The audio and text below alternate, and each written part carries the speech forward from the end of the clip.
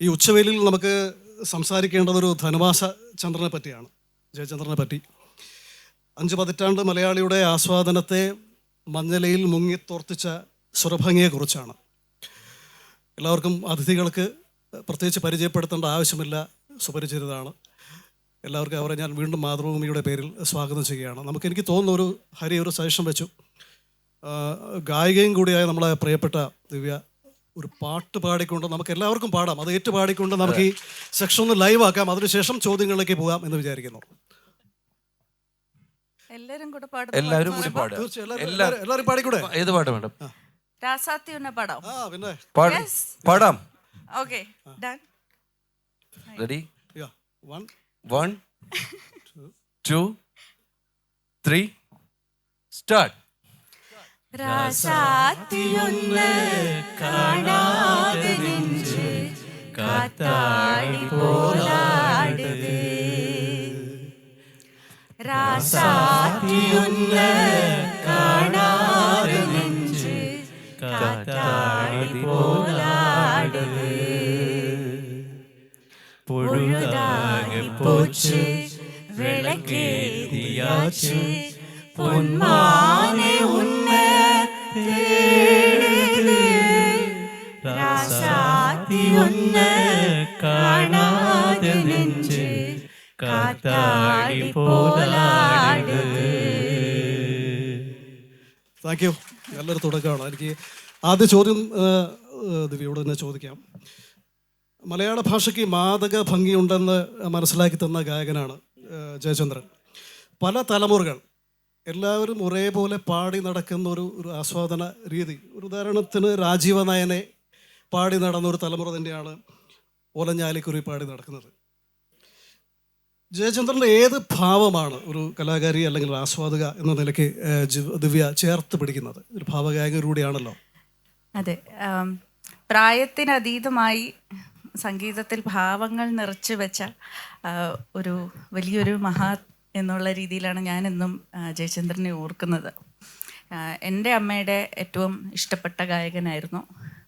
അത് കഴിഞ്ഞ് ഇപ്പോൾ എൻ്റെ അടുത്ത അമ്മയുടെ സുരേഖ ടീച്ചറിൻ്റെയും വളരെ ഇഷ്ടപ്പെട്ട ഗായകനാണ്. അങ്ങനെ വീട്ടിൽ എനിക്ക് തോന്നുന്നു ഏറ്റവും അധികം മൂളിപ്പാട്ട് കേട്ടിട്ടുള്ളത് ജയചന്ദ്രൻ്റെ പാട്ടുകളാണ്. അത് എൻ്റെ വീട്ടിൽ മാത്രമല്ല, ഒരു പക്ഷേ ഏതൊരു മലയാളിയുടെയും വീട്ടിൽ അങ്ങനെ ആയിരിക്കും എന്ന് എനിക്ക് തോന്നുന്നു. കാരണം പാടിയ ഗാനങ്ങളെല്ലാം തന്നെ എന്നും നമ്മൾ നെഞ്ചിലേറ്റുന്ന ഗാനങ്ങളാണ് എന്നുള്ളതാണ് അതിൻ്റെ ഏറ്റവും വലിയൊരു പ്രത്യേകത. അതിന് ഈ പറഞ്ഞ ഭാവങ്ങളും വികാരവുമാണ് ഏറ്റവും കൂടുതൽ ചിറകുകൾ ഏകിയിട്ടുള്ളത് എന്നാണ് എനിക്ക് തോന്നിയിട്ടുള്ളത്. 2 ഭാവങ്ങളാണ് എന്നെ ഏറ്റവും അധികം ആകർഷിച്ചിട്ടുള്ളത്. ഒന്ന് തീർച്ചയായിട്ടും കാമുക ഭാവം തന്നെയാണ്. അതെല്ലാവർക്കും അങ്ങനെ തന്നെ ആയിരിക്കും എന്ന് എനിക്ക് തോന്നുന്നു. അതെ അതെ അതെ, ആ പാട്ട് തന്നെ അതിമനോഹരമായിട്ടുള്ള ഒരു ഗാനം. ഇന്ന് രാവിലെ ഞാൻ വരുന്നതിന് മുമ്പ് അതൊന്ന് കേട്ടിട്ടാണ് വന്നത്. അപ്പം ഞാൻ കുഞ്ഞിനെ കേൾപ്പിച്ച് കൊടുക്കുകയായിരുന്നു രാവിലെ അവൻ എണീറ്റപ്പോഴത്തേക്കും. അപ്പം അനുരാഗാനം പോലെ അഴകിൻ്റെ അല പോലെ ആരു നീ ദേവനേ എന്നായിരിക്കും എനിക്ക് പാടാൻ തോന്നുക. അപ്പോൾ അങ്ങനെ ജേട്ടൻ്റെ പാട്ടുകളെല്ലാം തന്നെ നമ്മൾ കേട്ട് കഴിയുമ്പോൾ നമ്മൾ അത്രമാത്രം അതിനെ ഉൾക്കൊണ്ട് അതിനെ നെഞ്ചിലേറ്റുന്നു എന്നുള്ളതാണ് ആ പാട്ടിൻ്റെ മാസ്മരികതയും അതിനെ അമർത്യവുമാക്കുന്നത് ശരിക്കും. അപ്പോൾ നമ്മൾ തലമുറകൾക്ക് അതീതമായി ഏതൊരു കാലഘട്ടത്തിലാണെങ്കിലും കുട്ടികൾ വളർന്ന് വലുതാകുമ്പോൾ മനുഷ്യന് ഒരിക്കലും നശിക്കാത്ത ഭാവം എന്ന് പറയുന്നത് പ്രണയം തന്നെയാണ്. എത്ര തലമുറകളായാലും നമ്മൾ എത്ര സിനിമകൾ എടുത്താലും അതേ പ്രണയം തന്നെ നമ്മൾ വീണ്ടും വീണ്ടും വീണ്ടും വീണ്ടും വീണ്ടും വീണ്ടും പ്രതിപാദിച്ചുകൊണ്ടേയിരിക്കുകയാണ് സിനിമയിൽ. അതിനുള്ള കാരണവും അത് തന്നെയാണ്. ആത്യന്തികമായി മനുഷ്യനിൽ നശ്വരമല്ലാത്ത ഒരേ ഒരു ഭാവം ശരിക്കും പ്രണയം മാത്രമാണ്. ബാക്കി ഏത് ഭാവമാണെങ്കിലും ഏത് വികാരമാണെങ്കിലും മിന്നിമായും എന്നുള്ളതാണ് അതിൻ്റെ സത്യം. അപ്പം അതുകൊണ്ട് തന്നെ തലമുറകൾക്ക് അതീതമായി അദ്ദേഹത്തിൻ്റെ ഗാനങ്ങളും അദ്ദേഹത്തിൻ്റെ കാമുക ഭാവവും തീർച്ചയായും എല്ലാവരുടെയും ദിനങ്ങളെയും മനസ്സിനെയും ഒക്കെ വർണ്ണാഭമാക്കും എന്നുള്ളതിൽ ഒരു സംശയമില്ല. വളരെ മനോഹരമായ ഉത്തരവാണ്. നമ്മുടെ അടുത്ത ചോദ്യം മനോഹരൻ സാറിനോടാണ്. നിങ്ങൾക്ക് ഒരുപക്ഷെ പരിചയം ഉണ്ടാവില്ല. ജയചന്ദ്രൻ്റെ ഏറ്റവും ആത്മസുഹൃത്തുക്കളിൽ വളരെ വിരലിൽ എണ്ണാവുന്ന സുഹൃത്തുക്കളിൽ ഒരാളാണ് അല്ലേ ഹരി? ഒന്ന് ചേർത്ത് വെക്കട്ടെ. തീർച്ചയായും. എനിക്ക് തോന്നിയിട്ടുണ്ട്, ഞാൻ ജയേട്ടനെ അറിയുന്ന ഒരാളെന്നുള്ള നിലയ്ക്ക് പി ജയചന്ദ്രന് 2 നിഴലുകളുണ്ട്. ഒന്ന് ശരീരം കൊണ്ടുള്ള നിഴലും, ഒന്ന് ശാരീരം കൊണ്ടുള്ള നിഴലും. ഈ ശരീരം കൊണ്ടുള്ള നിഴല് അദ്ദേഹം ഇപ്പം ഇവിടെ ഇല്ല. ഈ ശരീരം കൊണ്ടുള്ള നിഴല് ജയേട്ടന് തൃശ്ശൂരിൽ നിന്ന് പുറത്തേക്ക് ഇറങ്ങണമെങ്കിൽ അപ്പോൾ ബാലുവിനെ വിളിക്കണം, ബാലു അവിടെ എത്തണം. അങ്ങനെയാണ് ഈ ബാലു എത്തുന്നത് ആലുവയെന്നാണെന്ന് നിങ്ങൾ ആലോചിക്കണം. തൃശ്ശൂരിൽ നിന്ന് സ്റ്റുഡിയോയിലേക്ക് പോകുമ്പോൾ ബാലു വരണം എന്ന് പറയും. അതുപോലെ തന്നെയാണ് ശാരീരം കൊണ്ടുള്ള നിഴൽ എന്ന് പറയുന്നത്. കഴിഞ്ഞ ദിവസം മനോഹരേട്ടൻ പറഞ്ഞ 69-ലൊക്കെ ജയേട്ടൻ്റെ ഗാനമേള കേൾക്കാൻ പോയി അന്നത്തെയുള്ള എല്ലാ റെക്കോർഡും സൂക്ഷിച്ച് എല്ലാ ദിവസവും മരിക്കുന്നത് വരെ രാത്രി 9:30 മുതൽ 10:30 വരെ ജയേട്ടനോട് സംസാരിക്കുന്ന, മുടങ്ങാതെ സംസാരിക്കുന്ന, ജയേട്ടൻ വിളിക്കുന്ന, ജയേട്ടൻ്റെ ശാരീരം കൊണ്ടുള്ള നിഴലാണ് മനോഹരേട്ടൻ. ഒന്ന് ചേർത്ത് പറയുന്നു എന്ന് മാത്രം. ഇനിയിപ്പോൾ അതിൽ കൂടുതൽ പ്രത്യേകിച്ച് പ്രകടിപ്പിച്ച് പറയേണ്ട ആവശ്യമില്ല. ഈ ജയചേട്ടൻ്റെ ഈ ആത്മസുഹൃത്താവാൻ വലിയ ബുദ്ധിമുട്ടാണ്. ദിവസവും പാട്ടുകളെ പറ്റി സംസാരിക്കുന്നു, വാചാലിലാണ്. അടുത്ത് അറിയുന്ന ആളുകളോട് അതിവാചാലമായിട്ട് സംസാരിക്കുന്ന, ആവേശത്തോടു കൂടി സംസാരിക്കുന്ന ഒരാളാണ്. എൻ്റെ ചോദ്യം ഇതല്ല. നമ്മൾ ഇടക്കാലത്ത് വെച്ച് ജയേട്ടൻ്റെ പാട്ടിന് ഒരു വലിയ വിടവ് വന്നു. ഇടക്കാലത്ത് വെച്ച് ഒരു ആത്മസുഹൃത്തെന്ന നിലയിൽ അദ്ദേഹത്തിന് എന്തായിരുന്നു അദ്ദേഹത്തിൻ്റെ ഒരു പ്രതികരണം? അദ്ദേഹത്തിന് നല്ല ദുഃഖമുണ്ടായിരുന്നു? അല്ല സാധാരണ പോലെ ചിരിച്ചും കളിച്ചും ഇതൊന്നും എൻ്റേതല്ല എന്ന മട്ടിൽ കവി പറഞ്ഞ പോലെ ഇതൊന്നും എൻ്റെ അല്ലേ ഈ കുമ്പനാനകൾ എന്ന് പറഞ്ഞ പോലെയാണോ അദ്ദേഹം എന്ന്? എങ്ങനെയായിരുന്നു അദ്ദേഹത്തിൻ്റെ ആ ഗ്യാപ്പ് എങ്ങനെയായിരുന്നു? ശരിക്കും പറഞ്ഞാൽ അദ്ദേഹത്തിൻ്റെ ഒരു ഗ്യാപ്പ് ഉണ്ടായിരുന്നില്ല. നമ്മുടെ മലയാള സിനിമയിൽ 80-കളിൽ രവീന്ദ്രൻ, ജോൺസൺ തുടങ്ങി പുതിയ സംഗീത സംവിധായകർ വന്നു തുടങ്ങിയപ്പോൾ പാട്ടിൻ്റെ ട്രെൻഡ് മാറി, പിന്നെ ബിസിനസ്സിൻ്റെ ട്രെൻഡ് മാറി. ഇപ്പോൾ ദേവരാജൻ മാസ്റ്റർ, അർജുനൻ മാസ്റ്റർ, അതുപോലുള്ള മാസ്റ്റേഴ്സ് എല്ലാം രംഗത്ത് നിന്ന് പിൻവാങ്ങുന്ന ഒരവസരത്തിൽ അദ്ദേഹത്തിൻ്റെ അവസരങ്ങൾ മലയാളത്തിൽ കുറഞ്ഞു. അതാണ് ശരിക്കും സംഭവിച്ചത്. പക്ഷേ നിങ്ങൾക്ക് മലയാള സിനിമാ സംഗീതത്തിൻ്റെ ചരിത്രം നോക്കിയാൽ എല്ലാ വർഷവും അദ്ദേഹം 5 പാട്ടെങ്കിലും പാടിയിട്ടുണ്ട്. ഒരു വർഷവും അങ്ങനെ അദ്ദേഹം പാടാതിരുന്നിട്ടില്ല. അതുപോലെ അതേ സമയത്ത് തമിഴ്, തെലുങ്ക്, കന്നഡ സിനിമകളിലെ ധാരാളം ഗാനങ്ങൾ വളരെ വളരെ പ്രശസ്തരും പ്രതിഭാധനന്മാരുമായ സംഗീത സംവിധായകർ രംഗറാവു, രമേശ് നായിഡു, BV കാരന്ത്, ഈ സമാന്തര സിനിമയുടെ വക്താവായിരുന്ന BV കാരന്ത്, അദ്ദേഹത്തിൻ്റെ ഭാര്യ പ്രേമ കാരന്ത് സിനിമ എടുത്തിട്ടുണ്ട് ഫണിയമ്മ എന്ന് പറഞ്ഞ് 1983-ൽ. അതിലാകെ 2 പാട്ടേ ഉള്ളൂ. ഒരു പാട്ട് ജാനകിയമ്മ പാടുന്ന പാട്ട്, ഒരു പാട്ട് ഇദ്ദേഹം പാടുന്ന ഒരു ഫോക്ക് പാട്ടാണ്, കന്നഡയിലെ ഫോക്ക് സംഗീതം. അപ്പോൾ ആ സിനിമയ്ക്ക് നാഷണൽ അവാർഡ് കിട്ടി, സ്റ്റേറ്റ് അവാർഡ് കിട്ടി. അങ്ങനെയുള്ള പടങ്ങളിലൊക്കെ മഹാരഥന്മാരെല്ലാം ജയചന്ദ്രനെ തിരഞ്ഞു പിടിച്ച് പാടിക്കുകയായിരുന്നു. അതുപോലെ 78-ൽ മധുരൈ മീട്ട സുന്ദരപാണ്ഡ്യൻ എന്ന തമിഴ് സിനിമ, നമ്മുടെ MG രാമചന്ദ്രൻ അവസാനമായി അഭിനയിക്കുന്ന സിനിമ, അദ്ദേഹം സിനിമാ ലോകത്ത് നിന്ന് മാറി മുഖ്യമന്ത്രിയായി രാഷ്ട്രീയത്തിൽ പ്രവേശിക്കുന്നു. അതിൽ അമുതത്തമിഴിൽ എഴുതും കവിത എന്ന് പറഞ്ഞ് ആ MG രാമചന്ദ്രൻ്റെ തുടക്കത്തിലെ ഏഴെഴുത്തോഴൻ തുടങ്ങിയിട്ട് പുരക്ഷി തലവനാകുന്നവരെയുള്ള ഒരു ചരിത്രമാണ് ആ പാട്ട് ശരിക്കും. അപ്പോൾ വാണി ജയറാമും ജയചന്ദ്രനും ആ പാട്ട് പാടിയിരിക്കുന്നത്.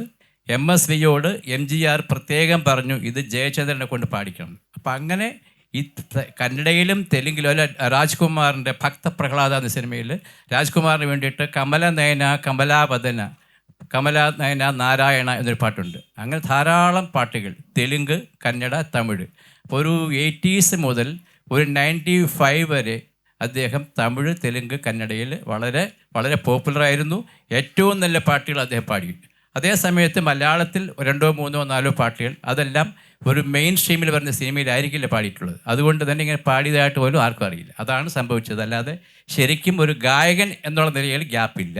മലയാള സിനിമയിൽ ഒരു ഗ്യാപ്പെന്ന് വിശേഷിപ്പിക്കപ്പെടുന്നത് ഈ മെയിൻ സ്ട്രീം സിനിമകളിൽ അദ്ദേഹത്തിന് അവസരം കിട്ടാത്തതുകൊണ്ടാണ്. അതായത് മോഹൻലാൽ, മമ്മൂട്ടി, പ്രിയദർശൻ സംവിധായകൻ തുടങ്ങിയുള്ള ആൾക്കാരുടെ പുതിയ പുതിയ പടങ്ങൾ വന്നപ്പോൾ MG ശ്രീകുമാറിൻ്റെ വരവ്, അതുപോലെ മറ്റ് പുതിയ ഗായകരുടെ വരവ്, അതുകൊണ്ട് മെയിൻ സ്ട്രീം സിനിമകളിലെ പാട്ടുകളൊക്കെ ഈ ഗായകർക്ക് പോയി ഇദ്ദേഹത്തിന് ഒറ്റപ്പെട്ട പാട്ടുകൾ അദ്ദേഹത്തിന് കിട്ടുകയും ചെയ്തു. അതാണ് സംഭവിച്ചത്. കന്നഡയിലെ പാട്ടുകൾ പറഞ്ഞപ്പോൾ ഹരിക്ക് അറിയാം ചില ഗംഭീര പാട്ടുകൾ. മന്ദാര പുഷ്പവ നീനു, മന്ദാര പുഷ്പവ നീനു.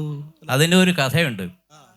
ഈ പുട്ടണ്ണ, SR പുട്ടണ്ണ എന്ന് പറയുന്ന കന്നഡ സംവിധായകനാണ് 66-ൽ മേയർ നായർ എന്ന ചിത്രത്തിൽ സംവിധാനം ചെയ്തത്. അദ്ദേഹം ഒരുപാട് മലയാള സിനിമകൾ സംവിധാനം ചെയ്തിട്ടുണ്ട്.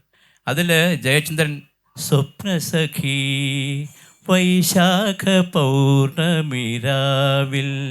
വെള്ളി നിലാവിൻ പാൽക്കടൽ കരയിൽ സങ്കൽപ്പ ഗന്ധർവ നഗരം തീർക്കും സ്വപ്നസഖി, ഇങ്ങനൊരു പാട്ടുണ്ട്.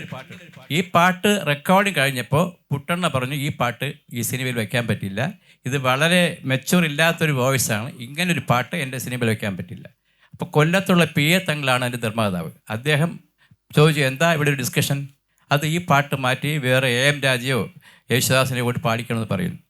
അങ്ങനെ നടക്കില്ല, ഈ പാട്ട് ജയചന്ദ്രൻ്റെ പാട്ട് മാത്രം സിനിമയിൽ വെച്ചാൽ മതി, ഇല്ലെങ്കിൽ നിങ്ങൾ സിനിമ എടുക്കേണ്ട പൊക്കോളം പറഞ്ഞു.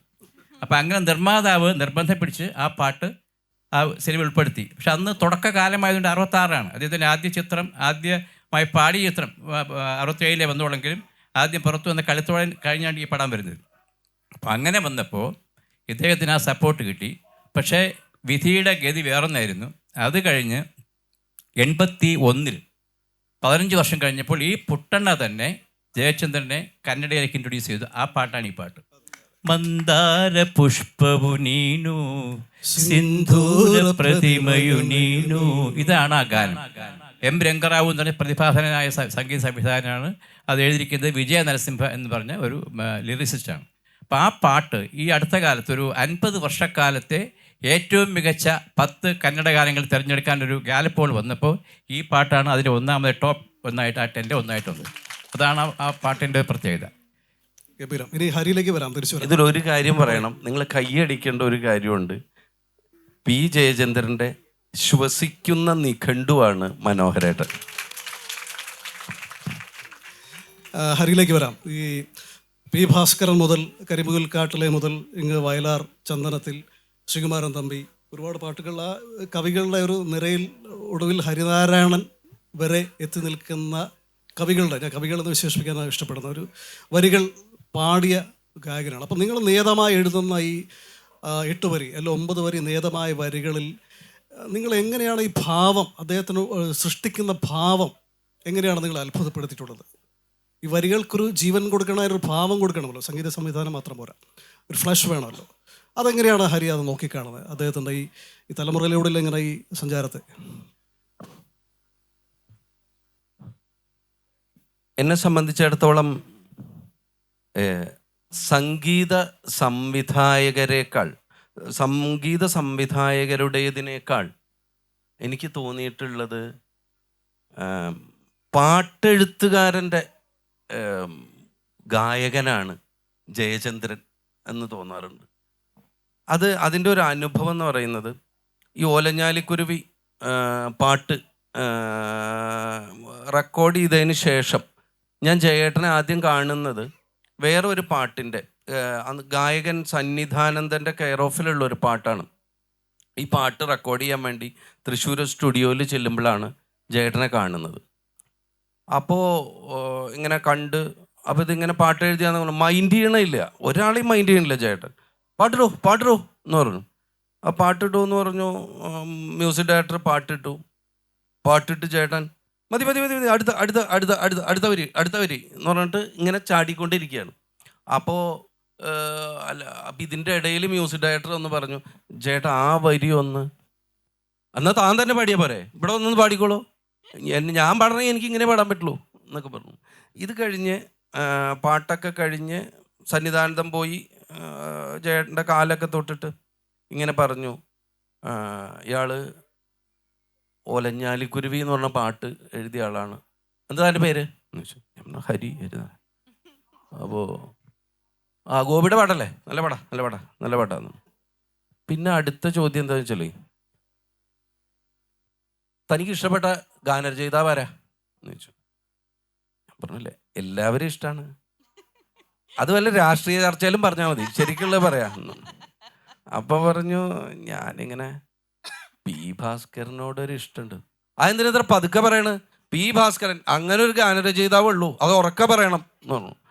എന്ന് സത്യം പറഞ്ഞാൽ ഈ മാനത്തിൻ മുറ്റത്ത് മഴവില്ലാൾ അഴ കെട്ടും, അത് വേറെ ആരൊക്കെ പറ്റുക? അത് പി ഭാസ്കരൻ തന്നെ പറ്റുള്ളൂ, വേറെ ആരൊക്കെ അങ്ങനെ ചെയ്യാൻ പറ്റില്ല എന്നു. ഒരു ദിവസം ഒരു 15 മിസ്ഡ് കോള്, അങ്ങനെയാണ് ജയേട്ടൻ്റെ ഒരു രീതി. രാവിലെ 6 മണിക്ക് മനോരേട്ടന 6 മണിക്ക്. അപ്പോൾ ഈ ജയേട്ടൻ പാട്ട് കേൾക്കുന്നതിനൊരു പ്രത്യേകതയുണ്ട്. ജയേട്ടൻ്റെ ഫോൺ ഇത്ര പോകുന്ന ചെറിയ ഫോണാണ്. അത് നമ്മളിപ്പോൾ ഒരു പാട്ട് കൊടുത്തു കഴിഞ്ഞാൽ സൗണ്ട് സിസ്റ്റത്തിലിട്ട് കേട്ടല്ലോ അല്ലെങ്കിൽ സ്മാർട്ട് ഫോണിൽ കേൾക്കലൊന്നും ഇല്ല ജയേട്ടന്. പാട്ട് രാത്രി 9:30 മനോഹരേട്ടൻ ഒരു പാട്ട് അവിടെ പ്ലേ ചെയ്യും, അത് ഫോണിൽ ജയേട്ടൻ കേൾക്കും. അങ്ങനെയാണ് ജയേട്ടൻ എല്ലാ പാട്ടും കേൾക്കുന്നത്. ഒരു പക്ഷേ ഈ ഭൂമിയിൽ നടക്കുന്ന എല്ലാ കാര്യങ്ങളും അങ്ങനെ തന്നെയാണ് ജയേട്ടൻ മനോഹരേട്ടനിലൂടെ തന്നെയാണ് അറിയുന്നത്. അപ്പോൾ ഒരു ദിവസം എന്നെ വിളിച്ചിട്ട് പറഞ്ഞു, എടോ താ ഈ പാട്ട് കേട്ടുണ്ടോ എന്ന് ചോദിച്ചു. അരമുറി കരിക്കൊത്ത മാനവ ഹൃദയം, അലയാഴിയേക്കാൾ അതിന് ആഴം. ഇങ്ങനെ എഴുതാൻ ആരൊക്കെയാണ് പറ്റുക? പി ഭാസ്കരന് മാത്രമേ പറ്റുള്ളൂ. എന്താല്ലേ ഒരു നാളികേരമുറിയുടെ പോലെയുള്ള ഹൃദയം എന്നുള്ളത് പറയണമെങ്കിൽ ഇദ്ദേഹത്തിന് മാത്രമേ പറ്റുള്ളൂ. അങ്ങനെ ഏത് സമയത്തും ലിറിസിസ്റ്റിനെ പറ്റിയിട്ട്, അല്ലെങ്കിൽ ഇപ്പോൾ കണ്ണദാസൻ്റെയൊക്കെ കഥ പറയാന്ന് പറഞ്ഞു കഴിഞ്ഞാൽ ജയേട്ടന് കണ്ണദാസന് MSVയും കോമ്പോസിഷനിലുള്ള കഥകൾ ഒരുപാട്. കണ്ണദാസൻ അപ്പോൾ അത്ര ആവേശത്തോടെ പാട്ടെഴുത്തുകാരെ പറ്റി പറയുന്ന ഒരു ആളാണ് ജയേട്ടൻ. ഇപ്പോൾ ഒരു ഉദാഹരണം കൂടിയും പറയാന്ന് വെച്ചാൽ, ഒരു ദിവസം എന്നെ വിളിച്ചു, ഏതോ ഒരു പാട്ട് പാടി വന്നിരിക്കുക. അപ്പോൾ പറഞ്ഞു, എടോ നിമീഷം എന്ന് പറയുമോ എന്ന് ചോദിച്ചു. ഞാൻ പറഞ്ഞു നിമീഷം എന്ന് പറയില്ലല്ലോ, നിമിഷം എന്നാണ് പറയുക. അപ്പോൾ അല്ലടോ ഒരു പാട്ടിൽ ഒരു മ്യൂസിക് ഡയറക്ടർ, വലിയ കേമായിട്ടുള്ള മ്യൂസിക് ഡയറക്ടറുടെ പേര് എന്നോട് പറഞ്ഞു, ഞാനിപ്പോൾ അത് പറയുന്നില്ല. അപ്പോൾ നിമീഷം എന്ന് പാടണം എന്ന് പറഞ്ഞു എന്നോട് എന്ന് പറഞ്ഞു. അപ്പോൾ പറഞ്ഞു അത് തെറ്റല്ലേ. ഞാൻ എന്നിട്ട് നിമിഷം എന്ന് പാടി കൊടുത്തു, അത് ആ മീറ്ററിൽ നിൽക്കാം, എന്തിനാ ഈ നിമീന്ന് നീട്ടണ് എന്ന് ചോദിച്ചു. പറഞ്ഞു അങ്ങനെ പറ്റില്ല, നിമേഷം ആണെങ്കിൽ ഓക്കെയാണ്, നിമേഷം എന്ന് നിമിഷത്തിന് പറയും. അപ്പോൾ പറഞ്ഞു അതല്ലടോ നിമീഷം എന്നാണ്. എന്നിട്ട് എന്തോ ഒരു കാരണോ അതിന് പറഞ്ഞു മലയാളത്തിൽ, എന്താണെന്ന് എനിക്കറിയില്ല എന്ന് പറഞ്ഞു. എനിക്കിതൊന്നും അറിയില്ലല്ലോ എന്ന് പറഞ്ഞു. അപ്പോൾ പാടി നീട്ടാൻ ലഘുക്കളെ എന്നാവും, അതന്നെ പറഞ്ഞ്. പക്ഷേ ഇതതിന് പറ്റില്ല. പക്ഷേ ഈ നിമീഷം എന്തിനാ പാടിക്കണം? അപ്പം അത്രയും ശ്രദ്ധ അദ്ദേഹത്തിനുണ്ട്. ഈ ലാസ്റ്റ് ജയേട്ടൻ റെക്കോർഡ് ചെയ്തൊരു ഒരു പാട്ടിൽ കല്ലറ ഗോപൻ ചേട്ടൻ്റെ ഇതിൽ അതല്ല ഞാൻ എഴുതിയൊരു പാട്ട്, നീ എന്ന ഗാനത്തെ എന്നുള്ളതിൻ്റെ ഒപ്പമുള്ള ഒരു പാട്ടിൽ, ഞാനത് എൻ്റെ പാട്ടിനെ പറ്റി പറയാനല്ല, ഭക്തിഗാനം എഴുതാണ്. അപ്പോൾ വാഴകുന്നത്തിനും ഓട്ടൂരിനും സ്നേഹഭാഗവതം പെയ്ത ഗേഹം എന്നുള്ളതാണ്. അപ്പോൾ ഒരു ഗുരുവായൂരപ്പൻ്റെ ഭക്തിഗാനമാണ് അതിൽ പ്രസിദ്ധം. അപ്പോൾ ഈ വാഴകുന്നത്തിനും ഓട്ടൂരിനും സ്നേഹ ഒരു വരി ഹൈഫൺ ഭാഗവതം പെയ്ത ഗേഹം എന്നാണ് ഞാൻ. അപ്പോൾ ഗോപൻ ചേട്ടൻ, അത് മ്യൂസിക് ഡയറക്ടേഴ്സിന് ചിലപ്പോൾ പറ്റും, ഗോപൻ ചേട്ടൻ ട്യൂൺ ചെയ്തപ്പോൾ വാഴകുന്നത്തിനും ഓട്ടൂരിനും സ്നേഹ എന്നുള്ളിടത്ത് ഒരു പോസും ഒരു സംഗതിയും വന്നു, ഭാഗവതം പെയ്ത. അപ്പോൾ ചേട്ടൻ പാടുക, അപ്പോൾ ഗോപൻ ചേട്ടൻ ഇവിടുന്ന് പാടി കൊടുക്കുന്നുണ്ട്, അവിടുന്ന് ചേട്ടൻ പാടുക. അപ്പോൾ ഈ വാഴകുന്നത്തിനും ഓട്ടൂരിനും സ്നേഹ ഭാഗവതം. അപ്പോൾ ജയേട്ടൻ വാഴകുന്നത്തിനും ഓട്ടൂരിനും സ്നേഹഭാഗവതം. അപ്പോൾ ഇവിടുന്ന് അല്ല ജയേട്ടൻ നോക്കണം, അവിടെ സ്നേഹ ഒരു സംഗതി ഉണ്ട് എന്ന് പറഞ്ഞു. എന്നിട്ട് അത് പാടിക്കൊടുത്തു. വീണ്ടും ജയേട്ടൻ വാഴകുന്നത്തിനും ഓട്ടൂരിനും സ്നേഹഭാഗവതം തന്നെ പാടുക. മൂന്നാമതും പറഞ്ഞു, അവിടെ ഒരു പോസ് ഉണ്ട് എന്ന് പറഞ്ഞു. അപ്പോൾ അവിടുന്ന് ഒറ്റ കമൻ്റേ ഉള്ളൂ, ഗോപൻ അത് വേണ്ട, സ്നേഹഭാഗവതം മതി എന്നുള്ളത്. അത് ആ വരിയെ ഇതാക്കുന്നത് കൊണ്ടാണ്. അതുപോലെ തന്നെ നമ്മൾ ഇംപ്രവൈസേഷൻ, ഇപ്പം മ്യൂസിക്കൽ ഇംപ്രവൈസേഷൻ നോട്ടിലാണ് എന്ന് തോന്നിയിട്ടുണ്ട്. പക്ഷേ ആ നോട്ടിൽ നിന്ന് വരിയുടെ ഭാവത്തിനനുസരിച്ച് ആ ഭാവത്തിലാണ് ജയേട്ടൻ്റെ ഇംപ്രവൈസ് ചെയ്യുന്നത് എന്ന് തോന്നിയിട്ടുണ്ട്. സംഗതികളൊക്കെ ആ ഭാവത്തിനനുസരിച്ചാണ്. നമ്മളൊക്കെ ഒരു വരി എഴുതി കൊടുത്തിട്ട് അതിങ്ങനെ ഈ ജയേട്ടൻ അങ്ങോട്ട് പാടി വെക്കുമ്പോൾ ഇപ്പോൾ വീശറിപ്പൂ വിടരണ പോലെ പോലഞ്ഞാലി കുരുവിയൊക്കെ എഴുതുന്ന വളരെ കഷ്ടപ്പെട്ട് എഴുതി കൊടുത്തതാണ്. പക്ഷേ അത് ഇങ്ങേരുടെ ശബ്ദത്തിൽ വരുമ്പോൾ നമുക്ക് സത്യം പറഞ്ഞാൽ കേട്ട് കഴിഞ്ഞാൽ കരഞ്ഞു പോവും. ഞാൻ ഒരു ദിവസം ഇരുന്ന് ഓലഞ്ഞാലിക്കുരി ആദ്യത്തെ റെക്കോർഡിങ് കേട്ടിട്ട് കരഞ്ഞിട്ടുണ്ട്. അപ്പം നമ്മൾ എന്തോ എഴുതുന്നോ അതിന് ആകാശത്തൊരു നക്ഷത്രം പോലെ, നമ്മുടെ കയ്യിൽ മുക്കുറ്റിപ്പൂവാണെങ്കിൽ പാടി ജയചന്ദ്രൻ അതിനെ ആകാശത്തെ നക്ഷത്രമാക്കും. അതിമനോഹരമായ ഒരു ഉപമയോടുകൂടിയാണത് അവസാനിച്ചത്. ഈ പഴകും തോറും വീര്യം കൂടുന്ന, മധുരം കൂടുന്ന വീഞ്ഞ് പോലെയാണ് ജയചന്ദ്രൻ്റെ ശബ്ദം. ഒട്ടും ക്ലാവ് പിടിച്ചിട്ടില്ല. എത്രയോ 5-5.5 പതിറ്റാണ്ട് പാടിയിട്ടും ക്ലാവ് പിടിച്ചിട്ടില്ല. പ്രത്യേകിച്ച് ഒരു സാധകവുമില്ല, പരിശീലനമൊന്നും അങ്ങനെ പ്രത്യേകിച്ചൊന്നുമില്ല. പക്ഷേ അതിൻ്റെ ശബ്ദഭംഗി, പ്രസാദാത്മകത, ഊഷ്മളത, യൗവനം, അതിനൊന്നൊരു കുറവില്ല. അതൊരു അത്ഭുതമല്ലേ ശരിക്കും? തീർച്ചയായിട്ടും എനിക്ക് തോന്നിയിട്ടുള്ളത് അദ്ദേഹത്തിനെ ഇവർ രണ്ടുപേരെയും പോലെ നേരിട്ട് കണ്ട് ഒരു ശിഷ്യത്വം സ്വീകരിക്കാനോ അല്ലെങ്കിൽ സൗഹൃദം സ്ഥാപിക്കാനോ ഉള്ള ഭാഗ്യം എനിക്ക് സിദ്ധിച്ചിട്ടില്ല. പക്ഷേ അദ്ദേഹത്തിൻ്റെ വാക്കുകളിൽ നിന്നും, നമുക്കിപ്പോൾ മാധ്യമങ്ങളിൽ നിന്നായാലും അല്ലാണ്ട് പണ്ട് കാലത്തെ അദ്ദേഹത്തിൻ്റെ മാഗസീനിലൊക്കെ വരുന്ന നമ്മുടെ അഭിമുഖങ്ങൾ വായിച്ചായാലും അദ്ദേഹത്തിൻ്റെ സ്റ്റേജ് പെർഫോമൻസസ് കണ്ടിട്ടായാലൊക്കെ എനിക്ക് തോന്നിയിട്ടുള്ള ഒരു കാര്യം, അദ്ദേഹം സംഗീതം എന്നതിനെ അത്യധികം സ്നേഹിച്ചിരുന്നു എന്നുള്ളതാണ് അദ്ദേഹത്തിൻ്റെ ശബ്ദമാധുര്യത്തിൻ്റെ ഏറ്റവും വലിയ ഒരു രഹസ്യമെന്നാണ് എനിക്ക് തോന്നുന്നത്. അതിനെ ഒരു നമുക്ക് ഏതൊരു കാര്യം ചെയ്യുമ്പോഴും നമുക്കതിനെ ഒരു ജീവനോപാധിയായിട്ട് കാണാൻ സാധിക്കും. നമുക്ക് നമ്മുടെ ലക്ഷ്യങ്ങളിലേക്ക് നടന്ന് നീങ്ങാനുള്ളൊരു മാർഗമായിട്ട് കാണാൻ സാധിക്കും. അങ്ങനെ പല രീതിയിൽ നമ്മൾ ചെയ്യുന്ന പ്രവൃത്തികളെ വീക്ഷിക്കാൻ സാധിക്കും. പക്ഷേ അദ്ദേഹത്തിന് എന്നും സംഗീതം തന്നെ ഒരു പ്രണയമായിരുന്നു എന്നാണ് എനിക്ക് തോന്നിയിട്ടുള്ളത്. അത് ഭക്തിഗാനങ്ങളാണെങ്കിലും നമ്മുടെ സിനിമാ ഗാനങ്ങളാണെങ്കിലും രണ്ടിലും അങ്ങനെയുള്ളൊരു ഒരു ഇംപ്രഷനാണ് എനിക്ക് തീർച്ചയായിട്ടും വന്നിട്ടുള്ളത്. ഈ പറഞ്ഞതുപോലെ ശബ്ദമാധുര്യം എന്നുള്ളത് നമുക്ക് ഹരി പറഞ്ഞതിനോട് ഞാൻ യോജിക്കുന്നു. പക്ഷേ അതിനപ്പുറം എനിക്ക് തോന്നുന്നു സംഗീത സംവിധായകരുടെ പോലും അവരുടെ സംഗീതത്തിനും കൂടുതൽ മാറ്റുകൂട്ടുന്ന തരത്തിലുള്ള ഒരു സംഭാവന അദ്ദേഹത്തിന് നൽകാൻ സാധിച്ചിട്ടുണ്ടെന്നുള്ളത് നമുക്ക് ഈ പുതിയ തലമുറയിലെ ഗാനങ്ങളിൽ നിന്നും ശരിക്കും നമുക്ക് കാണാനും കേൾക്കാനും സാധിക്കും. നമ്മളിപ്പോൾ AR റഹ്മാൻ്റെ പാട്ടുകൾ എടുത്ത് നോക്കിയാലും അത് അദ്ദേഹം പാടുമ്പോൾ എന്നെ അമ്പരപ്പിച്ചിട്ടുള്ള ഒരു കാര്യം, എത്ര സങ്കീർണമായിട്ടുള്ള പാട്ടുകളാണെങ്കിലും എത്ര സങ്കീർണമായിട്ടുള്ള സംഗതികളാണെങ്കിലും സംഗീത സംവിധാനമാണെങ്കിലൊക്കെ അദ്ദേഹം പാടുമ്പോൾ അതിങ്ങനെ പുഷ്പം പോലെ പാടും. അത്ര അനായാസേന കാര്യങ്ങൾ ഇങ്ങനെ പാടി ഫലിപ്പിക്കാനുള്ളൊരു കഴിവ് എന്ന് പറയുന്നത് അത് ആ ഉള്ളിലെ സംഗീതത്തിനോടുള്ള ഒരു സ്നേഹത്തിൽ നിന്നും മാത്രമേ വരാൻ സാധിക്കൂ എന്നാണ് എനിക്ക് തോന്നുന്നത്. നമ്മൾ എത്ര സംഗീതം പഠിച്ചാലും അത് പറ്റില്ല. ആ സംഗീതത്തിനോട് അത്രയധികം ഒരു നിതാന്തമായിട്ടുള്ള ഒരു പ്രണയമാണ് അദ്ദേഹത്തിൻ്റെ ജീവിതം എന്നാണ് എനിക്ക് തോന്നിയിട്ടുള്ളത്. പുതിയ പാട്ടുകൾ AR റഹ്മാൻ്റെ പറയുമ്പോൾ നമ്മൾ ആ ഗാനം കാണുമ്പോൾ ശരിക്കും അത് ജയേട്ടനാണ് പാടിയിട്ടുള്ളത് എന്നുള്ളത് ഒരു കുറച്ച് നേരം കഴിഞ്ഞതിന് ശേഷമാണ് എനിക്ക് മനസ്സിലായത്. നമ്മുടെ കന്നത്തിൽ മുത്തമിട്ടാൽ പാട്ട് കേൾക്കുന്ന സമയത്ത് ദൈവം തന്ത് ഒരു ദൈവം തந்த പൂവേ കണ്ണിൽ തേടൽ എന്ന തായേ, ഒരു ദൈവം തந்த പൂവേ കണ്ണിൽ തേടൽ എന്ന തായേ, வாழ்வு தொடங்குமிடம் நீதானே, வாழ்ந்து முடியுமிடம் நீதானே, தானமாக நீ வந்தாயே, சுவாசமாக நீ நின்றாயே, மார்பில் ஊறும் உயிரே ஒரு தெய்வம் தந்த பூவே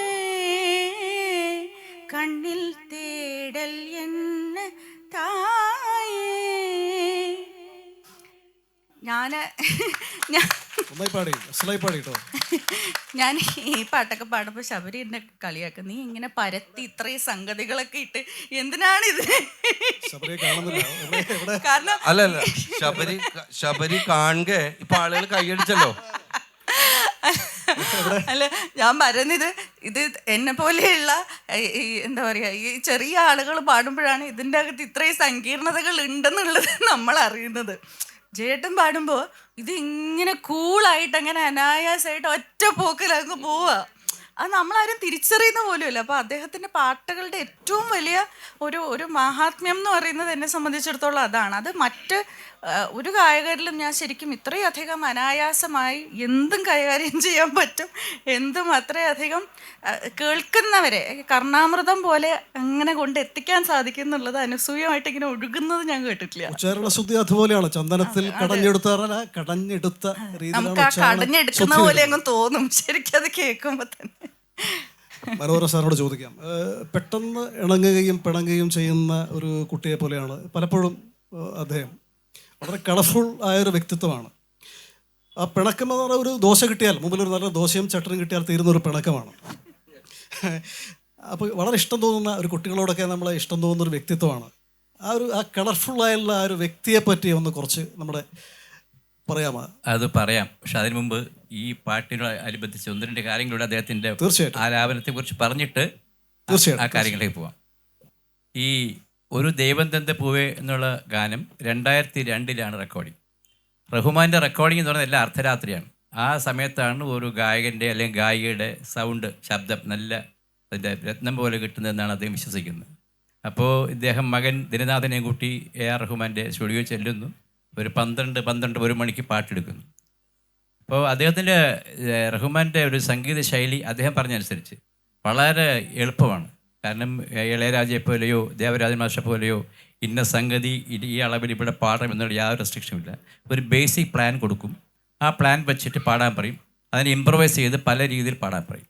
ഇതെല്ലാം കഴിയുമ്പോൾ പൊക്കോളം പറയും. എന്നിട്ട് അതിൽ നിന്ന് നല്ല അദ്ദേഹത്തിന് ഇഷ്ടപ്പെട്ട ആ ലൈൻസ് എടുത്തിട്ട് ഓരോരോ ഇൻസ്ട്രുമെൻറ്റ്സ് സിങ്ക്രണൈസ് ചെയ്ത് ആണ് പാട്ട് വരുമ്പോൾ ഒരു അസാധ്യ പാട്ടായിട്ട് വരും. അപ്പോൾ അതുകൊണ്ട് പാട്ട് പാടുന്നത് വളരെ സുഖമാണ് റെക്കോർഡിങ്. അതാണ് അദ്ദേഹം പറഞ്ഞ അനുഭവം. ഇത് കഴിഞ്ഞൊരു 4 മണിയായി, വെളുപ്പിന് 4 മണിയായപ്പോൾ റഹ്മാൻ പറഞ്ഞു, സാർ ഒരു ഹിന്ദി പാട്ടിൻ്റെ ഒരു 6 വരികൾ പാടിയാൽ കൊള്ളാം എന്ന് പറഞ്ഞു. അത് നടക്കുന്നില്ല, എനിക്ക് ഉറങ്ങാൻ പോകണം. 6 മണി, ഇനി 4 മണിക്ക് ഹിന്ദി പാട്ടോ, താൻ എന്താ പറയണമെന്ന് ചോദിച്ചു.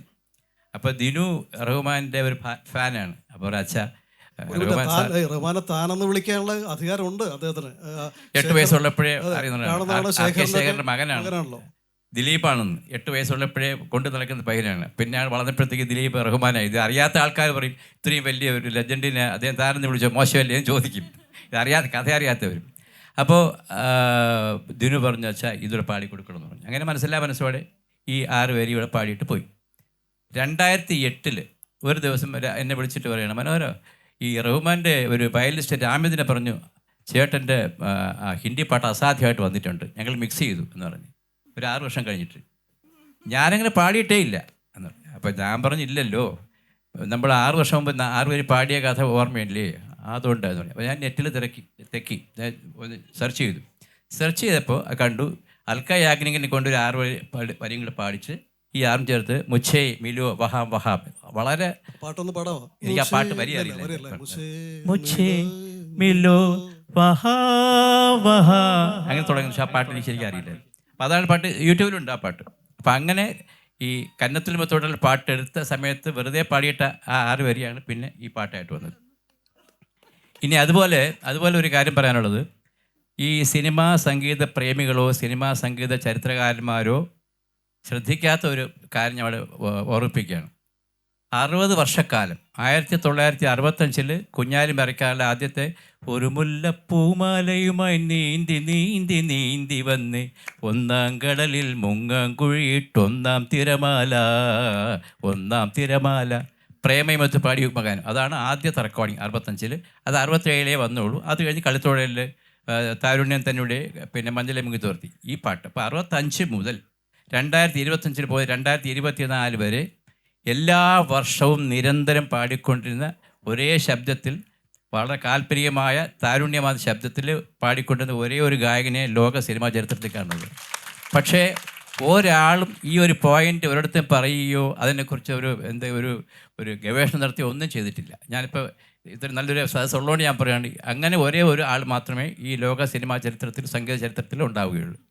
ഇനി അദ്ദേഹത്തിൻ്റെ പ്രധാനപ്പെട്ട ഞാൻ എൻ്റെ ഒബ്സർവേഷനാണ്, ഒന്നാമത്തെ കാര്യം, റെക്കോർഡിങ്ങിന് പോകുമ്പം അദ്ദേഹം ഒരിക്കലും നൊട്ടേഷൻ നോക്കാറില്ല.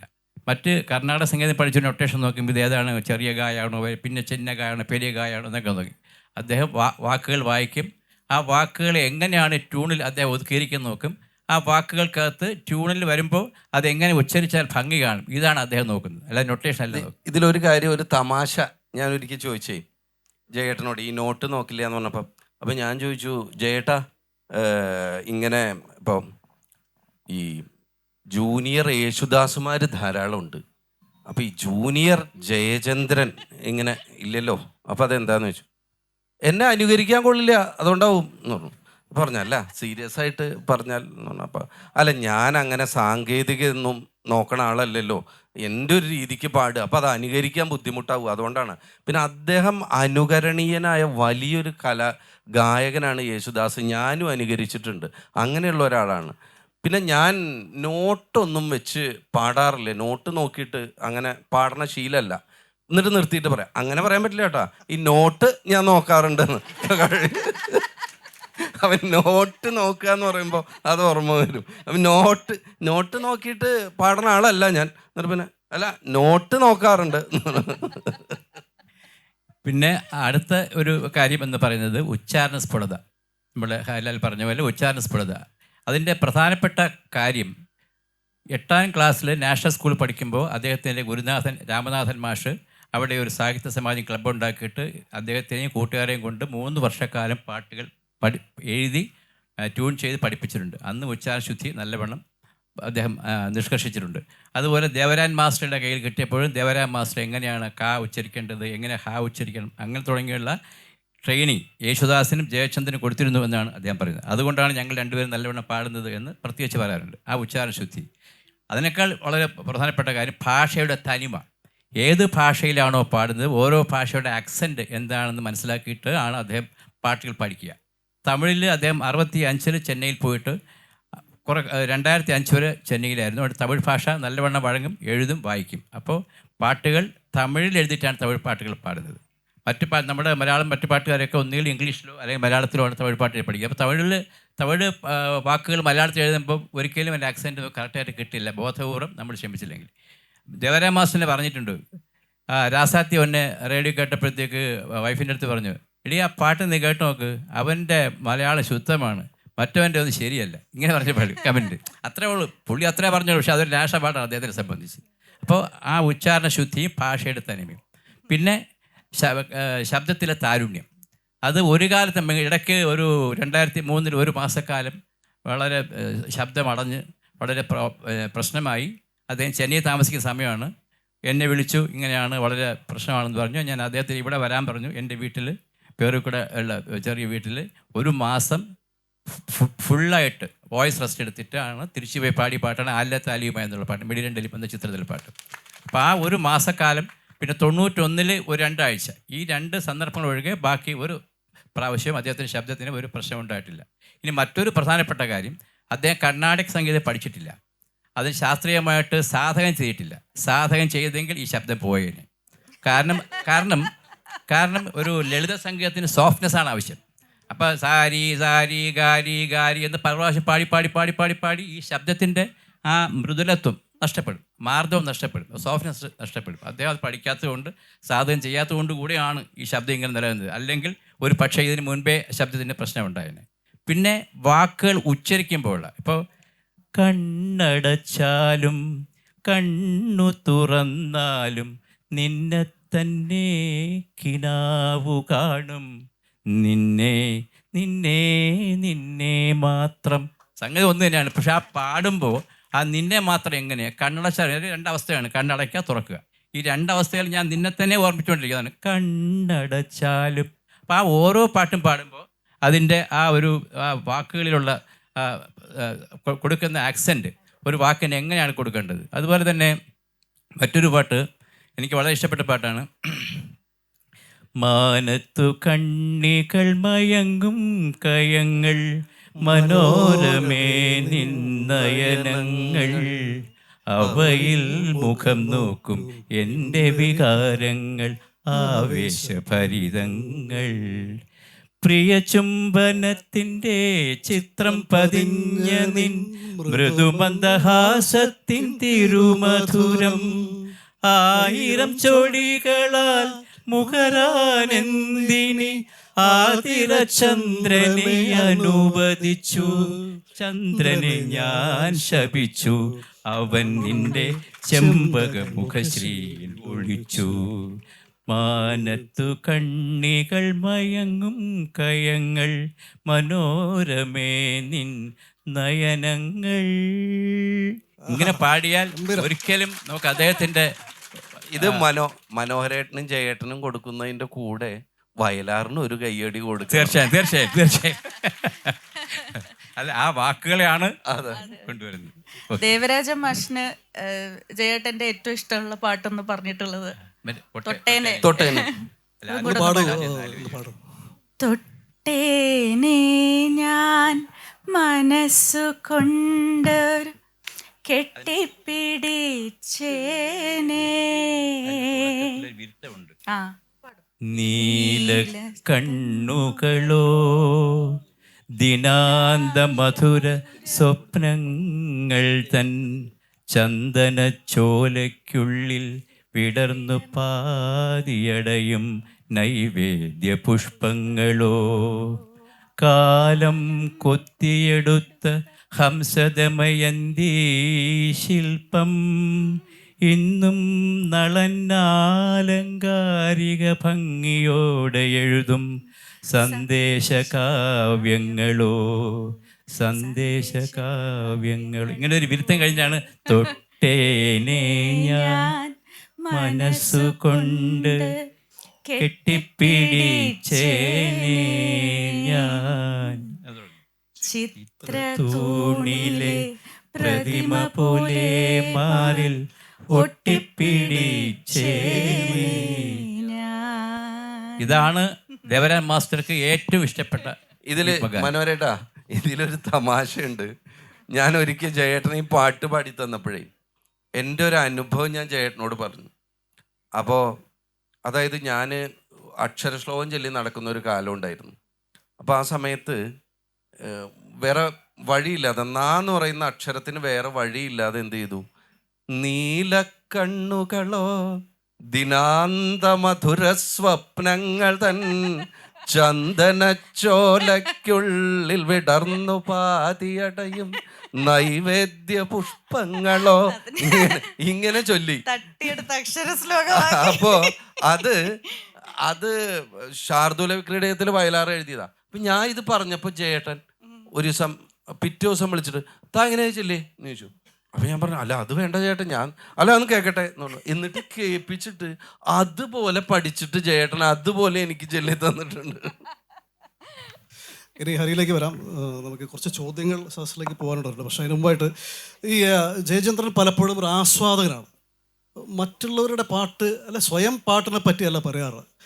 റാഫിയെ പറ്റി പറയുമ്പോൾ വാചാലാവുന്നു, സുശീലാമ്മയെ പറ്റി പറയുമ്പോൾ വാക്കുകൾ കിട്ടില്ല, അവർക്കറിയില്ല എന്താണ് അവരുടെ ശക്തി എന്ന് പറയാറുണ്ട്. അപ്പം മറ്റുള്ള ആസ്വാദനയിലാണ് അഭിരമിച്ചിരുന്നത് പലപ്പോഴും. യേശുദാസിൻ്റെ മറ്റേ വെൺചന്ദ്ര ലേഖയൊക്കെ അദ്ദേഹത്തിൻ്റെ പാട്ടൊരു വേർഷനുണ്ട്, അതിമനോഹരമാണ്. ഏറ്റവും അടുത്ത് ഒരുപാട് പെരുമാറിയ ഒരാൾ എന്ന നിലയിൽ അദ്ദേഹത്തിൻ്റെ ഈ ആസ്വാദനം മറ്റ് ഈ തരത്തിലുള്ള ഗായകരോടും മഹാപ്രതിഭകളോടുമുള്ള ആസ്വാദനത്തെ പറ്റിയുള്ള ആ അനുഭവം ഒന്ന് ചെറിയൊരു കഥ പറയാം. തമാശയാണ്. ഗുരുവായൂർ ജയേട്ടൻ്റെ ഒരു ഗാനമേള നടക്കുന്നു. അപ്പം ഞാൻ ഓലഞ്ഞാലിക്കുരുവിയൊക്കെ ഇറങ്ങിക്കഴിഞ്ഞ് ജയേട്ടനായിട്ട് പരിചയമുള്ളൊരു സമയമാണ്. അപ്പം ഞാൻ ഈ ഗാനമേള കേൾക്കാൻ പോയി. അപ്പോൾ ഗാനമേള കഴിഞ്ഞു, ബാക്ക് സ്റ്റേജിൽ പോയിട്ട് ജയേട്ടൻ്റെ കൂടെ ഇരിക്കുകയാണ്. ഇരുന്നപ്പോൾ ഒരാൾ വന്നു. ഈ ഗുരുവായൂരൊക്കെ ദേവസ്വത്തിൽ ജോലിയുള്ള ആളാണെന്ന് തോന്നുന്നു. ഈ ത്രികോണം പോലെ മുണ്ടൊക്കെ ഇട്ടിട്ടാണ് ഒരാൾ വരുന്നത്. അയാളുടെ ബാക്കിൽ നല്ല വെളുത്ത ഏതാണ്ട് 6 അടി ഉയരത്തിൽ ചുകന്നിട്ട് ഇങ്ങനെ വലിയ ജുബയൊക്കെ ഇട്ടിട്ട് അതിലിങ്ങനെ ഓടക്കുഴൽ വിളിച്ച് നിൽക്കുന്ന ശ്രീകൃഷ്ണനൊക്കെ ഒരു സൈഡിലായിട്ട് ഒരാൾ വരുന്നുണ്ട് ബാക്കിൽ. അപ്പോൾ ഈ ഫ്രണ്ടിലുള്ള ആൾ ആദ്യം തന്നെ, ഫ്രണ്ടിലുള്ള ആൾ, ഈ ബാക്കിലുള്ള ആൾ ജയേട്ടൻ്റെ ആരാധകനാ. അയാളെ ജയേട്ടന് പരിചയപ്പെടുത്താം, എനിക്ക് ജയേട്ടനെ അറിയാം, ഞാൻ പരിചയപ്പെടുത്താമെന്ന് പറഞ്ഞിട്ടാണ് വരുന്നത്. ഫ്രണ്ടിലുള്ള ആൾ വന്നു. അപ്പോൾ അന്ന് ജയേട്ടൻ ഇങ്ങനെ കൊമ്പമ്മീശയൊക്കെ വെച്ചിട്ടുള്ളൊരു ഇതാണ്. അപ്പോൾ ഇങ്ങനെ ഇരിക്കുകയാണ് ജയേട്ടൻ എന്തോ സാധനം നോക്കിയിട്ട്. അപ്പോൾ ഇയാൾ എന്നിട്ട് ഭയങ്കര പരിചയമുള്ള പോലെ ഇയാൾ, അപ്പം ഞാൻ തൊട്ടടുത്തിരുന്ന് കാണുക. എന്താ ചേട്ടാ ഒരു കൊമ്പമീശയൊക്കെ വെച്ചിട്ടുണ്ടല്ലോ എന്ന് ചോദിച്ചു. ഉടൻ തന്നെ, തൻ്റെ മുഖത്തൊന്നുമല്ലോ, എൻ്റെ മുഖത്തല്ലേ. അതോട് കൂടിയിട്ട് അപ്പം ഇയാളൊന്ന് ഇതായി. എന്നിട്ട് പറഞ്ഞു, അല്ല ഞാനേ ഇയാൾ ജയേട്ടൻ്റെ ഭയങ്കര ഫാനാണ്, ഇയാളെ പരിചയപ്പെടുത്താൻ വേണ്ടി വന്നതാന്ന് പറഞ്ഞു. അതിന് തന്നേക്ക് പരിചയമില്ലല്ലോ, പിന്നെ താൻ എങ്ങനെ വേറെ ആളെ പരിചയപ്പെടുത്തുക. ഇത് കഴിഞ്ഞോട് കൂടിയിട്ട് ബാക്കിൽ നിൽക്കുന്ന ആൾക്ക് മനസ്സിലായി ഇയാളെ വെച്ചിട്ട് എൻ്റെ വണ്ടി മുന്നോട്ട് പോയില്ല എന്ന്. ഇയാൾ ഫ്രണ്ടിലേക്ക് വന്നിട്ട് നമ്മൾ ഈ പ്രപ്പോസൊക്കെ ചെയ്യുമ്പോൾ മറ്റേ ഇങ്ങനെ മുട്ടുകുത്തി നിന്നിട്ട് കൊടുക്കില്ലേ, അങ്ങനെ ജയേട്ടൻ്റെ മുമ്പിൽ ഇങ്ങനെ മുട്ടുകുത്തി നിന്നിട്ട് പറഞ്ഞു, എല്ലാ പാട്ടും ജയേട്ടൻ്റെ എല്ലാ പാട്ടും എൻ്റെ കയ്യിലുണ്ട്, ഞാനും വൈഫും ദിവസവും കേൾക്കും ചേട്ടാ ആ എന്ന് പറഞ്ഞു. വീണ്ടും പുസ്തകത്തിലേക്ക് നോക്കുകയാണ്, മൈൻഡ് ചെയ്യുന്നില്ല. അല്ല സത്യമായിട്ടും ചേട്ടാ ഞങ്ങൾക്ക് ജയേട്ടൻ്റെ പാട്ടുകളാണ് ഏറ്റവും ഇഷ്ടം, രാവിലെ തൊട്ട് വൈകുന്നേരം വരെ എൻ്റെ കൊച്ചു കൂടി അതാ പാടുന്നത്. ഇപ്പോഴും ആ ചേട്ടാ ഇന്ത്യയിലെ അല്ല ലോകത്തിലെ ഏറ്റവും വലിയ ഗായകൻ ജയേട്ടാ. താൻ തപ്പോട്ടനാ. അപ്പോൾ വീണ്ടും അപ്പോൾ ഇയാൾ സത്യമായിട്ടും ചേട്ടാ എനിക്ക് ഉറപ്പാ ഈ ലോകത്തിലെ ഏറ്റവും വലിയ ഗായകൻ ജയേട്ടനാ. താൻ തപ്പോട്ടനാ എന്ന് ചോദിച്ചു വീണ്ടും ഉറക്കെ. അപ്പം ഇയാൾ ആകെ ഈ തുടുത്ത ആളൊക്കെ ആകെ വെളുത്ത കളറായി. എന്നിട്ട് ചുറ്റും ആൾക്കാർ നിൽക്കുകയല്ലേ. എന്നിട്ട് വീണ്ടും അപ്പം ശബ്ദമൊക്കെ ഇടറുന്നുണ്ട്. വീണ്ടും അയാൾ പറഞ്ഞു, സത്യമായിട്ടും ചേട്ടാ ഞാൻ ആത്മാർത്ഥമായിട്ട് പറയാം, ഈ ലോകത്തിലെ ഏറ്റവും വലിയ ഗായകൻ, ഞാനും എൻ്റെ വൈഫ് പ്രിയ അവളും പറയും ഈ ലോകത്തിലെ ഏറ്റവും വലിയ ഗായകൻ ജയേട്ടനാന്ന് പറഞ്ഞു. അതല്ലേ ചോദിച്ചത്, താൻ തുറ പൊട്ടനാ, ഈ ലോകത്തിൽ മുഹമ്മദ് റാഫി, സുശീലാമ്മ, ജാനകിയമ്മ ഇങ്ങനെ കുറെ പാട്ടുകാരുണ്ട്, അവരെയൊക്കെ പോയിട്ട് കേക്ക് എന്ന് പറഞ്ഞു. ഇതൊരു ഗായകൻ ഒരിക്കലും പറയില്ല. പിന്നീട് ഒരു ദിവസം ഞാൻ ജയേട്ടനോട് ചോദിച്ചപ്പോൾ പറഞ്ഞു, അതേ ഞാൻ അത്ര വലിയ ഗായകനൊന്നുമല്ല, പക്ഷേ ഞാൻ ഈ ലോകത്തിലെ 1-ാം നമ്പർ ആസ്വാദകനാണ് എന്ന് പറഞ്ഞു. ആ ഒരു ബോധം ഇപ്പം നേരത്തെ നമ്മളിപ്പോൾ ഈ പറഞ്ഞല്ലോ ജയേട്ടൻ പ്രാക്ടീസ് ചെയ്യോ അങ്ങനെ, പക്ഷെ ആ മനുഷ്യൻ ഈ മനോഹരേട്ടനെ വിളിച്ചിട്ടും ഏത് സമയത്തും അയാൾ ശ്വാസോച്ഛ്വാസം ചെയ്യുന്നത് പാട്ടിലായിരുന്നു, അതിനപ്പുറത്തായിരുന്നില്ല. ഈ പാട്ട് പാടുന്നത് അവസരത്തിന് വേണ്ടിയിട്ടായിരുന്നില്ല, ഈ പാട്ടിൽ ജീവിക്കാൻ വേണ്ടിയിട്ടായിരുന്നു. ഒരു കാര്യം കൂടി പറഞ്ഞു നിർത്താം. ജേട്ടൻ മരിച്ച ദിവസം 9 ജനുവരി 9 7 മണിക്കാണ് മരിക്കുന്നത്. ഒരു ഈ നേരത്തെ പറഞ്ഞല്ലോ ഞാൻ ശരീരം കൊണ്ടുള്ള നിഴൽ എന്ന് പറയുന്ന ബാലുച്ചേട്ടൻ എന്നെ വിളിച്ചിട്ട് ഞാനും ബാലുച്ചേട്ടനും കൂടിയിട്ട് ജയേട്ടൻ്റെ ഫ്ലാറ്റിൽ ഉച്ചയ്ക്ക് 2 മണിക്ക് പോയി. അപ്പോൾ 2 മണിക്ക് പോയപ്പോൾ ജയേട്ടൻ ഇങ്ങനെ കിടക്കുകയാണ് ബെഡിൽ, ഒരു ഹോം നേഴ്സ് ഉണ്ട്. അപ്പോൾ ഞങ്ങൾ ഇങ്ങോട്ട് കടന്നപ്പോൾ താൻ വന്നോ എന്ന് ചോദിച്ചു. അപ്പം അന്ന് ഈ ഡ്രിപ്പൊക്കെ കൊടുക്കുന്നത് വെയിൻ കിട്ടാതെ ഇവിടുന്ന് കഴുത്തുനിന്നൊക്കെയാണ്. അപ്പോൾ താൻ വന്നോ എന്ന് ചോദിച്ചു. പറഞ്ഞു എന്നോട് ആദ്യം ചോദിച്ച വർക്ക് ഏതാ ഇപ്പോൾ വർക്ക് എന്ന് ചോദിച്ചു. അപ്പം ഞാൻ പറഞ്ഞു ഇങ്ങനെ 1-2 വർക്ക് ഉണ്ട് എന്ന് പറഞ്ഞു. അപ്പോൾ ബാലുചേട്ടൻ പറഞ്ഞു 2-3 വർക്ക് ഉണ്ട് ചേട്ടാ, ഞങ്ങൾ ചെയ്യുന്നുണ്ട്, ചേട്ടൻ വന്നിട്ട് പാടണം എന്ന് പറഞ്ഞു. അപ്പോൾ പറഞ്ഞു പാടണം, എനിക്ക് പാടണം, ഇറങ്ങിയിട്ട് പാടണം എന്ന് പറഞ്ഞിട്ട് അപ്പോൾ ഒന്ന് മയക്കം വരുന്നുണ്ട്. അപ്പോൾ ബാലുചേട്ടൻ ചോദിച്ചു എന്തോ കിടക്കണോ ചേട്ടൻ എന്ന് ചോദിച്ചു.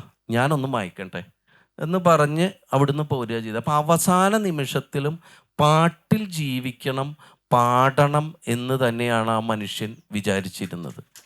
അപ്പോൾ ഈ പാട്ടിൽ ശ്വാസോച്ഛ്വാസം ആദ്യം മുതൽ അവസാനം വരെ ഒരേ ശബ്ദത്തിൽ, ഒരേ വികാരത്തിൽ, ഒരേ ഭാവത്തിൽ പാട്ടിൽ ലയിച്ച്, അത് തൻ്റെ പാട്ടിലല്ല, തൻ്റെ പാട്ടിനെ പറ്റി ഒരാളോടും ഒരു സമയത്തും പറയില്ല, മറ്റുള്ളവൻ്റെ പാട്ടിനെ പറ്റി മാത്രമാണ് അദ്ദേഹം സംസാരിച്ചിരുന്നത്. മറ്റുള്ളവർ ചെയ്ത പാട്ടിനെ, എന്താണ് സുശീലാമ്മ പാടി വച്ചിരിക്കുന്നത്, എന്താണ് ജാനകിയമ്മ പാടി വച്ചിരിക്കുന്നത്, എന്താണ് MSV ചെയ്തിരിക്കുന്നത്. റഫി എന്ന് പറഞ്ഞാൽ ആ മനുഷ്യൻ കരയും, ദേവരാജൻ മാഷ് എന്ന് പറഞ്ഞാൽ ബഹുമാനം കൊണ്ട് ഇതാവും, സുശീലാമ്മ എന്ന് പറഞ്ഞാൽ രോമാഞ്ചപ്പെടും.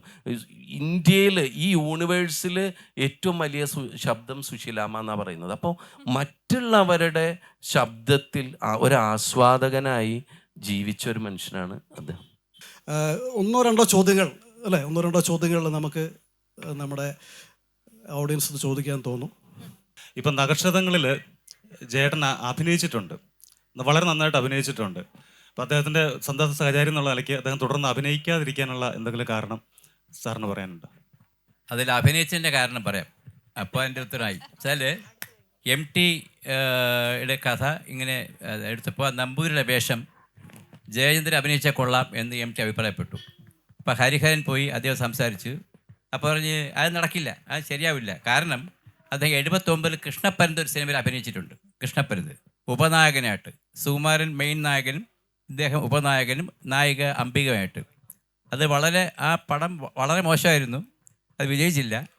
അപ്പോൾ അതുകൊണ്ട് തന്നെ ഇനി അഭിനയ പരിപാടിക്ക് പോകുന്ന പ്രശ്നമേ ഇല്ല തീരുമാനിച്ചു. പക്ഷേ ഇത് ഹരിഹരൻ്റെയും MT സാറിൻ്റെയും നിർബന്ധപ്രകാരമാണ് അഭിനയിച്ചത്. ഒന്ന്. പിന്നെ അതേപോലെ അദ്ദേഹത്തിൻ്റെ വളരെ ഇഷ്ട സംഗീത സംവിധായകനാണ് VK പ്രകാശ്.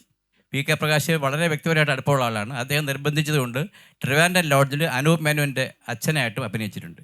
അദ്ദേഹത്തിന് നടനില്ല. പ്രധാനപ്പെട്ട കാരണം നല്ലവണ്ണം മിമിക് ചെയ്യുന്ന ആളാണ്. നല്ലവണ്ണം മിമിക് ചെയ്യും. രാത്രി സംസാരിക്കുന്ന സമയത്ത് ഓരോരുത്തരുടെയും ശബ്ദമൊക്കെ മിമിക് ചെയ്ത് തന്നെ കേൾപ്പിക്കും.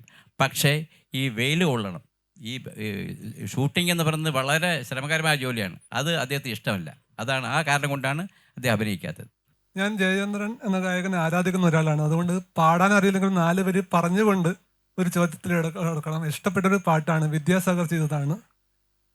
എന്തേ ഇന്നും വന്നില്ല, നിന്നോടൊന്നും ചൊല്ലില്ല, അനുരാഗം വീട്ടും ഗന്ധർവൻ, നീ സ്വപ്നം കാണും ആകാശത്തോ പിൻ കിന്നരൻ, ആകാശത്തോ പിൻ കിന്നരൻ.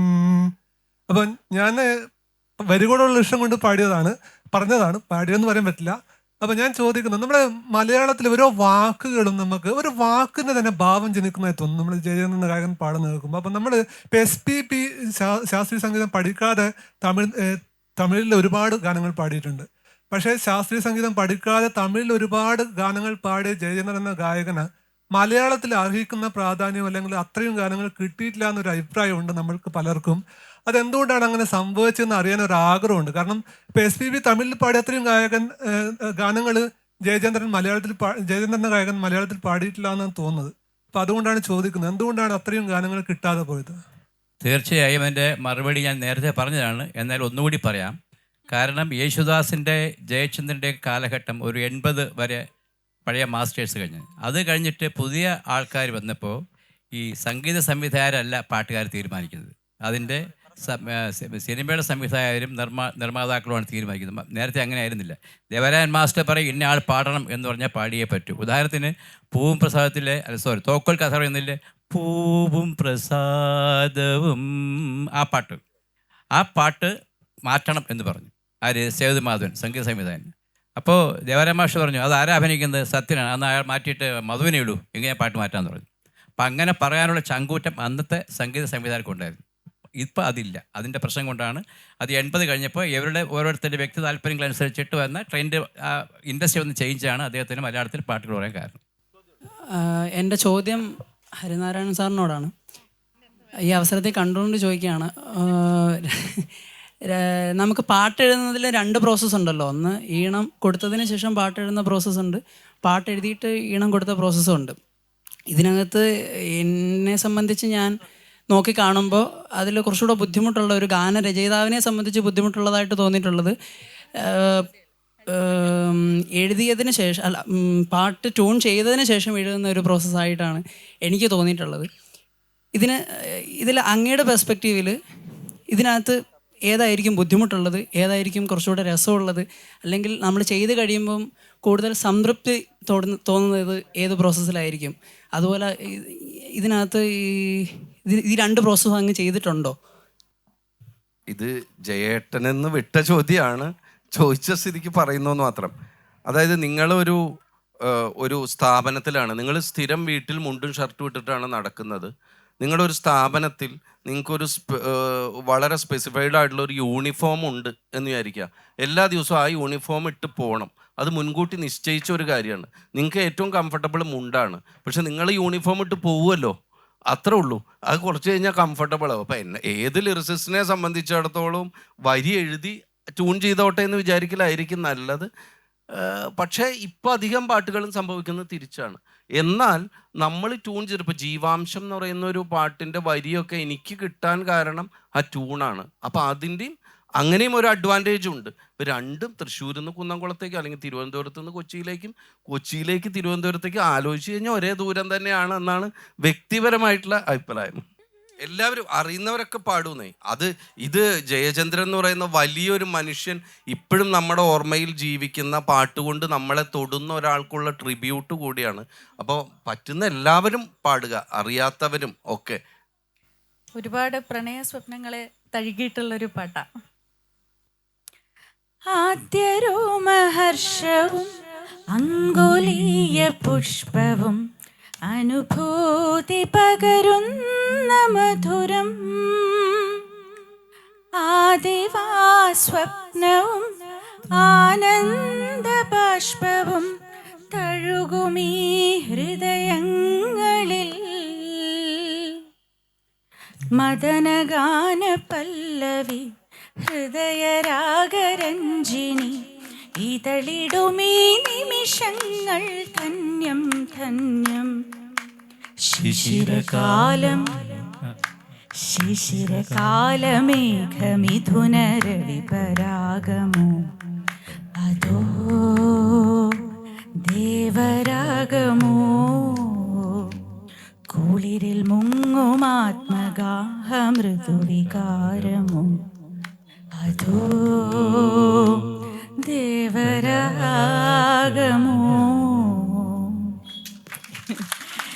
ദേവരാഗം തന്നെയാണ് അതെ, ദേവരാഗം അദ്ദേഹത്തിന്റെ. തന്നെയാണ്. അപ്പോൾ ഇവിടെ നമ്മുടെ അതിഥികളെ കേൾക്കാൻ എത്തിച്ചേർന്ന ജയചന്ദ്രൻ്റെ ഊഷ്മളമായ ഓർമ്മകൾക്ക് മുമ്പിൽ നമുക്ക് ഒരിക്കൽ കൂടി പ്രണാമം അർപ്പിച്ചുകൊണ്ട് നമുക്ക് ഈ സെഷനോടെ അവസാനിപ്പിക്കാൻ തോന്നുന്നു. എല്ലാവർക്കും നന്ദി. എത്ര ചർച്ച ചെയ്താലും മതിയാകാത്ത ഒട്ടേറെ കാര്യങ്ങളുള്ളൊരു അതുല്യ പ്രതിഭ തന്നെയാണ് ശ്രീ ജയചന്ദ്രൻ.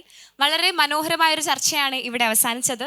ഈ ചർച്ച ഏറെ മനോഹരവും സംഗീതാർദ്രവുമാക്കിയ 4 വിശിഷ്ട വ്യക്തികൾക്കും സ്നേഹോപഹാരം സമർപ്പിക്കുന്നതിനായി SFS ഹോംസിൻ്റെ regional marketing head Shri Vinod KS വേദിയിലേക്ക് ക്ഷണിക്കുകയാണ്. ഏറെ സ്നേഹപൂർവ്വം ഒരു നല്ല കൈയ്യടി തന്നെ നമുക്ക് കൊടുക്കാം. ശ്രീ BK ഹരിനാരായണൻ സാറിനെ സ്നേഹോപഹാരം സ്വീകരിക്കുന്നതിനായി ക്ഷണിക്കുകയാണ്. നമുക്ക് നല്ലൊരു കൈയ്യടി കൊടുക്കാം. ഇത്രയും മനോഹരമായ സംഗീതാർദ്രമായ ഒരു ചർച്ചയാണ് ഇവിടെ കഴിഞ്ഞത്.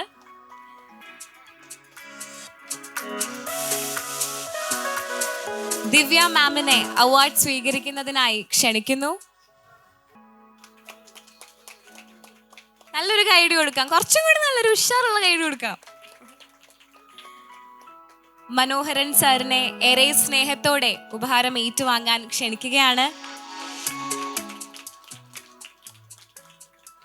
ഈ സെഷന്റെ മോഡറേറ്റർ ഹരിലാൽ സാറിനെ സ്നേഹോപഹാരം ഏറ്റുവാങ്ങുന്നതിനായി ഏറെ സ്നേഹത്തോടു കൂടി ക്ഷണിക്കുന്നു.